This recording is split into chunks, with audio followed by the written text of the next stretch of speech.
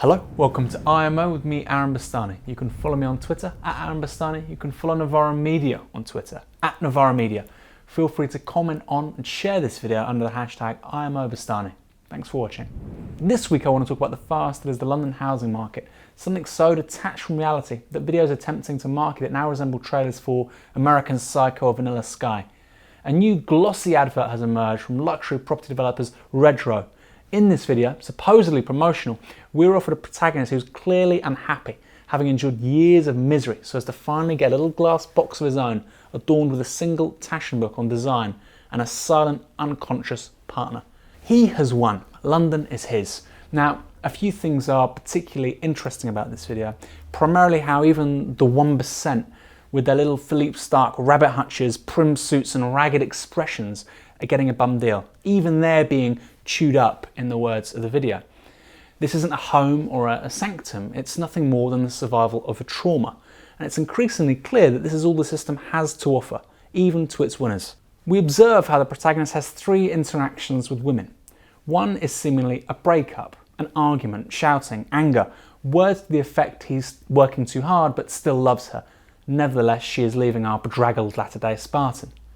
The second is when he sees a female colleague in a lift, with his modafinil-soaked mind immediately turning to fantasies of sexual conquest and empowerment. The third interaction is what seems to be his newer partner, who in counterpoint to his power is of course unconscious. Passive and sleeping almost like an innocent child, she is as static as his emotional register, as unmoving as the muted Rothko ripoff in his bathroom. The hero has been hammered by life, and that includes the London property market.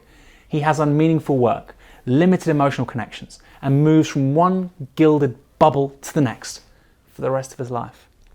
That is the utopia which currently informs the imaginary of London's property speculators, and it's become so unhinged as to become indiscernible from parody. But how screwed up is the London housing market? Here are three facts that underline why we have to stop the likes of Redrow and burn their vision of the city down to the ground. Number one, most central London property is now being bought by the global 1%. Figures compiled by real estate consultancy Knight Frank show that for the 2 years to June 2013, 69% of new buyers in central London were not UK nationals. More importantly, a stunning 49%, nearly 50%, nearly half of those buyers were not resident in the UK.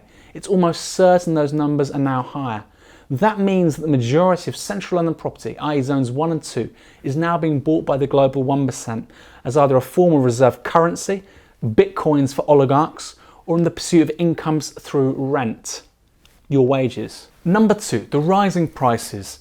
By way of illustrating just how unhinged housing has become from everything else, you only need to look at its price relative to other necessities like food. If food had increased in price at the same rate as housing since the mid-1970s, a 4-pint carton of milk would now cost £10.45. A chicken would set you back £51.18, a bunch of 6 bananas would be £8.47, a loaf of sliced white bread would be £4.36, and a leg of lamb would be £53.18. Incredibly, the average weekly spend on food for a family of 4 would be £453.23. If you don't accept that kind of inflation for food, why would you accept it for housing? Number three, smaller homes. New British houses are amongst the smallest in the world. The average floor space of a new home in the United States is 214 square metres. In Australia it's 206 square metres, while in France it's 113 square metres.